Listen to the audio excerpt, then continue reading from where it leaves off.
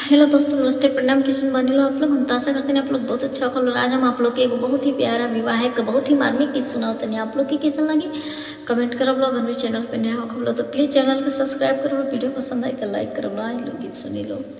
नारा जगत पे बाबा करे आसाना न हो, अरे करे आसाना न हो, अरे तो ही तर कवान बेटी धोतिया लिहले खाड़ी हो, अरे तो हमें दुलारी दिया धोतिया लिहले खाड़ी हो।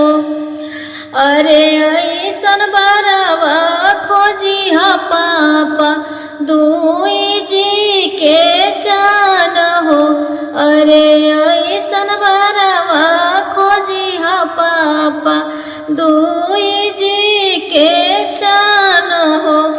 पूर्व खोजनी बेटी खोजी आईनी पश्चिमो, अरे खोजी आईनी पश्चिम हो, अरे कतही ना मिले बेटी दूजिया के चान हो, अरे कतही ना मिले बेटी दूजिया के चान हो।